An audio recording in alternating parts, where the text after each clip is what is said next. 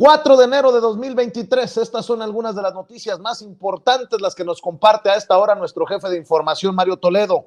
El presidente Andrés Manuel López Obrador reta a Carlos Loret de Mola a explicar en la mañanera montaje sobre detención de Israel Vallarta y Florence Cassé. El presidente lanzó el reto esta mañana al periodista Carlos Loret de Mola que vaya a la conferencia matutina a explicar cómo hizo el montaje televisivo sobre la detención de Israel Vallarta y Florence Cassé como presuntos secuestradores. Loret tiene mansión en Valle de Bravo, ojalá y dé a conocer cómo la compró, en cuánto, y su departamento en el extranjero. Cuando explique eso va a tener mucha autoridad moral, credibilidad, y sí, de pasada, pues que nos explique cómo fue que hizo el montaje. Aquí que venga a platicarnos cómo fue que hizo el montaje de García Luna cuando agarraron. ¿Por qué no pones eso en televisión, en el canal de las estrellas, metiéndole su zape a Vallarta? Dijo el presidente en la mañanera, una mañanera que no tuvo desperdicio.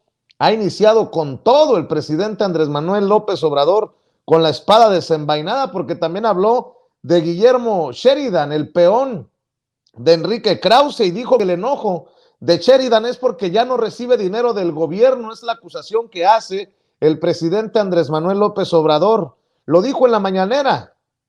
Al escritor Guillermo Sheridan lo señaló, y por cierto reveló un presunto plagio de la tesis de licenciatura de la ministra Yasmín Esquivel.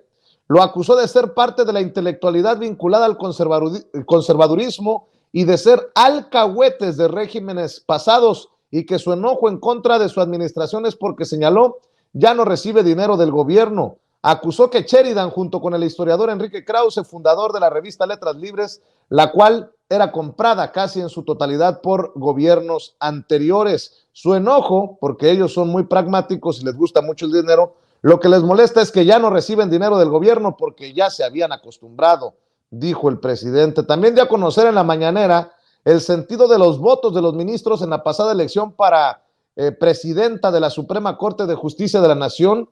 Ya ve que salió victoriosa la ministra Norma Lucía Piña. ¿Quiénes votaron por quién? Se sabe. No, pero yo se los voy a decir. Había dos candidatos al final, la licenciada Piña y el licenciado Gutiérrez Ortiz Mena. Eran los dos. Entonces, por Ortiz Mena votó el presidente de la Corte, Arturo Saldívar. Votó Loreta Ortiz. Ahí van dos que simpatizan con nosotros, que no me hicieron caso. Si se tratara de eso, porque yo aquí dije que no era correcto que el que se había estado de director jurídico del SAT con Fox, cuando se habían ocultado las condonaciones de impuestos, y luego había sido director de grandes contribuyentes y luego director del SAT, pues ¿cómo? Si de por sí la Corte está dedicada nada más a defender intereses financieros o de los financieros. A ver, digan ustedes si conocen una decisión de la Corte que haya ayudado al pueblo. No hay nada, no, al contrario, dijo el presidente. Ya llevamos el voto del presidente, el voto de la ministra Loreta, el voto de la ministra Margarita, refiriéndose a Margarita Ríos Farjat, que también fue propuesta por nosotros, dijo el presidente. ¡Ay, me falta uno! El voto del que fue anteriormente presidente de la Corte, Luis María Aguilar, más el voto del candidato, o sea, que votó por él, son 5. Y por la licenciada Piña, 3 abogados, 4. Lainez, Pardo, Dayán, González Alcántara y Yasmín Esquivel, 5. Y el voto de la licenciada Piña, 6. Así quedó 6-5, o sea, que Yasmín Esquivel, el voto que muchos adversarios dicen es de la 4T, fue para la ministra Piña Hernández. Por cierto, la ministra ya presidió su primera sesión de pleno de la Suprema Corte de Justicia de la Nación ayer, luego de ser electa por 6 votos el lunes. En la sesión pública, que duró poco más de media hora, se revisó una acción del Partido del Trabajo contra una reforma a la Ley de Medios de Impugnación en materia político-electoral de Coahuila, que fue declarada infundada. El demócrata, el presidente de Estados Unidos, Joe Biden, declinó la invitación del mandatario Andrés Manuel López Obrador para utilizar el Aeropuerto Internacional Felipe Ángeles, conocido por sus siglas como el AIFA, para su arribo a la cumbre de líderes de América del Norte. Bueno, eso es lo que señalan algunos medios de comunicación. Falta que se confirme al 100%. Ayer autoridades estadounidenses comunicarían a sus similares mexicanas que el avión en el que se trasladaría Biden y parte de su equipo aterrizaría en el Aeropuerto Internacional de la Ciudad de México. Nosotros estamos al pendiente. Y es que los medios que han sacado esta nota de dónde aterrizará Biden, pues nosotros tenemos reservas, compartimos la información, pero con reservas, entendió el que entendió. El embajador de Estados Unidos en México, Ken Salazar, acudió ayer a Palacio Nacional a 6 días de que el presidente Joe Biden asista a la cumbre de líderes de América del Norte en la capital mexicana. Estuvo más de 1 hora en el recinto donde se encuentra el presidente Andrés Manuel López Obrador. A su salida de Palacio Nacional, el embajador no ofreció declaraciones y partió del lugar a bordo de una camioneta. Fiscales del Departamento de Justicia de Estados Unidos presentaron a la Corte Federal del Distrito Este en Brooklyn, Nueva York, pruebas de que Genaro García Luna conspiró para traficar drogas ilegales con el cártel de Sinaloa a tierra neoyorquina. En una carta dirigida al juez Brian Cogan y a 6 días de que dé inicio el juicio por narcotráfico en contra de García Luna, amigo, asesor, confidente, mano derecha y secretario de seguridad del entonces panista Felipe Calderón, los fiscales sustentan sus acusaciones del trasiego de drogas. El gobierno estadounidense le escribe para proveerle información con detalles relacionados al cargo número 2 del superencauzamiento. Se lee en la carta escrita por el fiscal federal Breon Peace a cargo del proceso judicial contra García Luna. Específicamente, el gobierno pretende demostrar a la Corte que el cargo número 2 está propiamente ligado al Distrito Este y otros lugares con las ofensas que cometió, la de narcotráfico, García Luna, con jurisdicción extraterritorial para Estados Unidos, dice el fiscal. El amigo, confidente, pero que actuó solo porque Felipe Calderón nunca se dio cuenta de lo que hacía. La Corte, precisamente en Estados Unidos, sobre el caso de García Luna, fija el 17 de enero para elegir al jurado final en el juicio contra el ex superpolicía del expresidente Felipe Calderón. Una corte federal de Brooklyn, Estados Unidos, fijó el 17 de enero como fecha de la selección final de los ministros del jurado que determinarán el destino judicial de Genaro García Luna, secretario de Seguridad y mano derecha del entonces panista, el expresidente Felipe Calderón, acusado por presuntos nexos con el narcotráfico en Estados Unidos. El presidente Andrés Manuel López Obrador le contestó a Emilio Lozoya Austin y a sus abogados defensores. Si Lozoya está dispuesto a reparar el daño, podría llevar su proceso en libertad, pero lo que están ofreciendo es muy poquito, dijo el presidente. Así lo dijo en la mañanera, que si Emilio Lozoya, exdirector de Pemex en tiempos de Peña Nieto, está dispuesto a reparar el daño por la compra sobre precio de la planta chatarra agronitrogenados, existe la posibilidad de que pueda llevar su proceso en libertad. En el caso de agronitrogenados, fue una compra que se hizo y se pagó más de lo que valía la planta, dijo el presidente, y cito, se hizo una auditoría y se encontró que se pagaron $200 millones adicionales en esa planta. Entonces el señor que participó en la venta, Alonso Ancira, para llevar su proceso en libertad se comprometió a devolver los $200 millones, ya ha devuelto 100.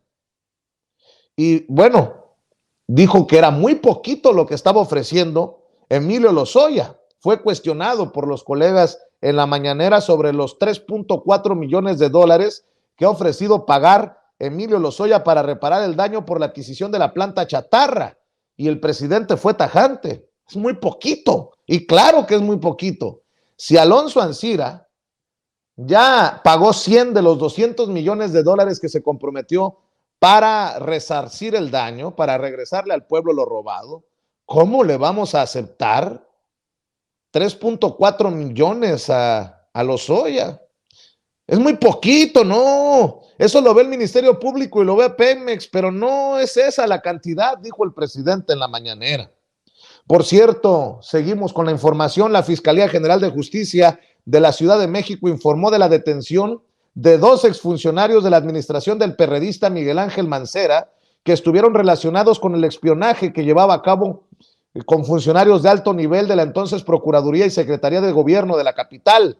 Así se afirmó ayer, 3 de enero, que se logró la captura de Gustavo N. y Arturo N. en la colonia Doctores por su probable participación en el delito de asociación delictuosa. Va a decir Mancera, muy a la Calderón, yo no vi, yo no supe, yo no escuché nada. La gobernadora de Chihuahua da la cara 2 días después del domingo violento con motín y fuga en el penal de Ciudad Juárez, Chihuahua. La panista María Eugenia Campos Galván, gobernadora de Chihuahua, emitió un mensaje a la ciudadanía luego del motín ocurrido el pasado 1 de enero en el Centro de Reinserción Social número 3, ubicado en Ciudad Juárez. 2 días después de lo ocurrido en el penal, señaló que el gobierno de ese estado asume la responsabilidad correspondiente ante el ataque ocurrido dentro de la cárcel, prometiendo la toma de acciones conducentes para cambiar de fondo el problema de inseguridad.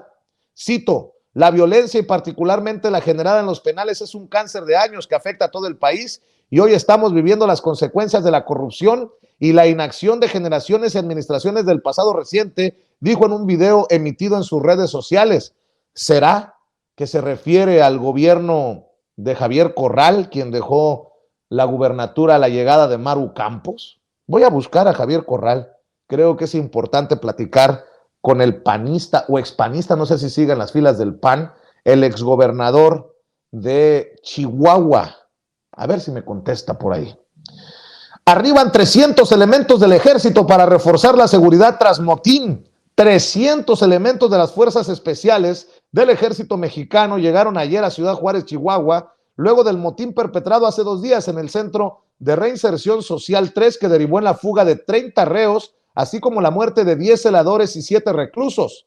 Los militares llegaron por ahí de las 14 horas, las 2 de la tarde, a la ciudad fronteriza en un avión de la Fuerza Aérea Mexicana y se sumarán a los esfuerzos que realizan otros 516 elementos del Ejército y 393 de la Guardia Nacional en coordinación con las autoridades locales de los 3 órdenes de gobierno.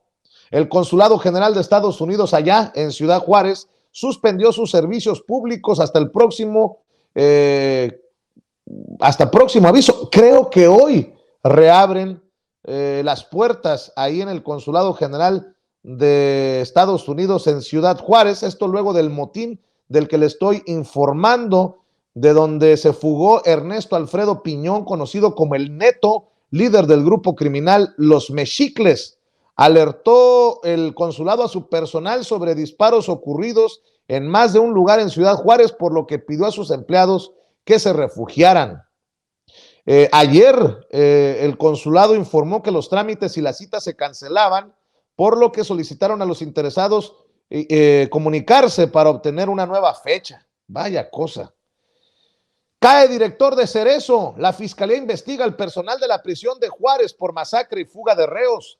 La Fiscalía General de Chihuahua cesó al director del Centro de Reinserción Social, el Cerezo número 3, ubicado en Ciudad Juárez, Alejandro Alvarado Telles, luego de que se diera este motín y fuga el 1 de enero, el domingo, a primeras horas del 2023, cuando fueron privadas de la vida 17 personas y 30 presos se fugaran, lo que derivó más tarde también en el hallazgo de celdas VIP.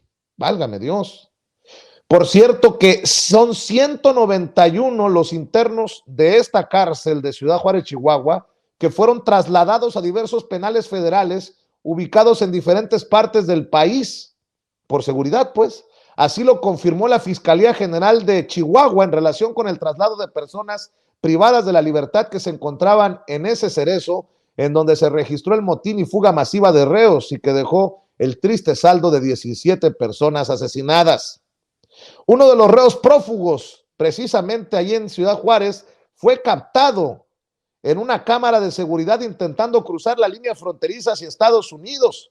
Esto trascendió en una reunión que tuvo ayer el Gabinete de Seguridad con la gobernadora Maru Campos. De acuerdo con el área de comunicación social de la administración estatal, el recluso evadido logró llegar a El Paso, Texas, por lo que se pide la colaboración del vecino país para encontrarlo.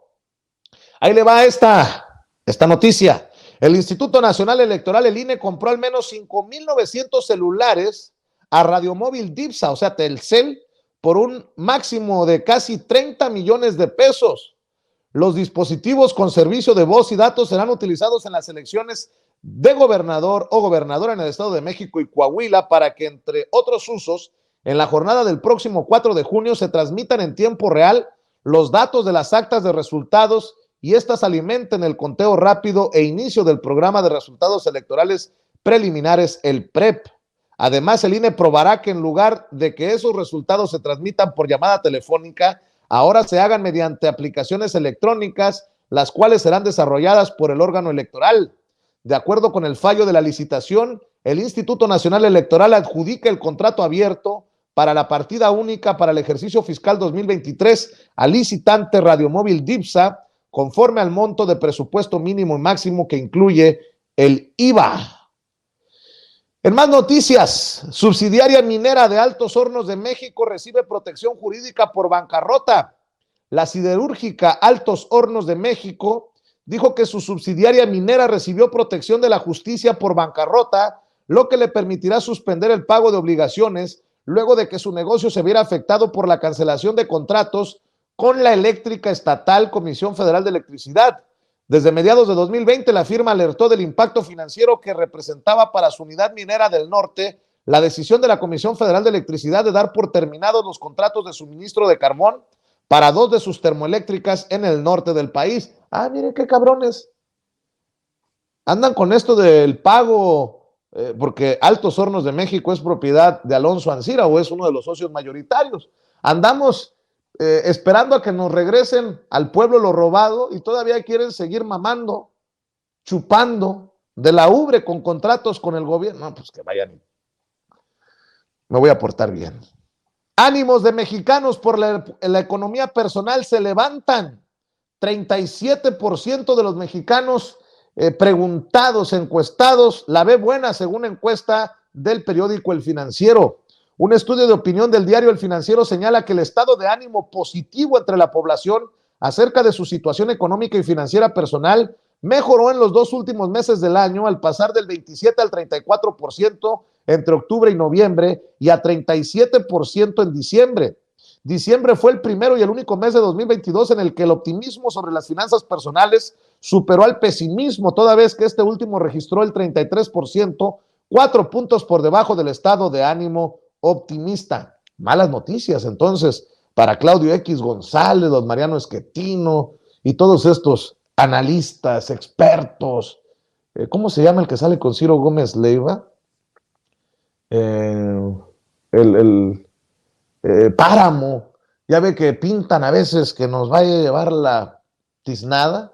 Pues ahí que quede la encuesta del periódico El Financiero. Gobierno ayudaría a Pemex con su deuda si hiciera falta, dice el presidente Andrés Manuel López Obrador en la mañanera, pero hay alternativas. Su gobierno está dispuesto a ayudar en caso de que hiciera falta a Pemex para que liquide su deuda próxima a vencer el primer trimestre de este año. Cito, Pemex está en franca recuperación económica. Ahora Octavio Romero puede informar sobre eso. No tenemos ningún problema financiero en el país. Tan es así que por eso está muy fuerte el peso. En el caso de que hiciera falta ayudar a Pemex, lo haríamos. Ya Pemex va a pasar este año a finales a estar entre las empresas estatales, o sea, nos pondría México entre los países del mundo que producen petróleo con más capacidad de refinación, que es un salto cualitativo, dijo el presidente Andrés Manuel López Obrador. Civiles armados disparan contra policías de Jalisco, hay 3 muertos y 8 detenidos. De las noticias que estamos siguiendo para ustedes, sin pelos en la lengua, sin censura, gracias al trabajo que realiza detrás de cámaras nuestro jefe de información, Mario Toledo, que nos está constantemente dando a conocer, enviando las noticias del momento. Yo le pido que vea y que comparta, porque como todos los días, aquí, sin ustedes todo, como dicen, con ustedes todo, sin ustedes nada. Ya ando cambiando. Usted sabe que la gente dice que usted y yo estamos locos. Con ustedes todo, sin ustedes nada. Así que le encargo que se suscriba a nuestras páginas oficiales en Facebook, que son 3, Sin Censura con Vicente Serrano, Noticiero Sin Censura y Sin Censura Presenta, y a nuestros 3 canales en YouTube, Sin Censura TV, Sin Censura Media y Sin Censura Presenta. Por favor, sin sacar un solo dólar, peso, euro de su bolsillo, suscríbase. En el caso de YouTube, no se le olvide activar la campanita, dele clic en la campanita para ver si estos cabrones de YouTube de una vez por todas envían las notificaciones cuando estemos transmitiendo en vivo y en directo o estemos subiendo videos.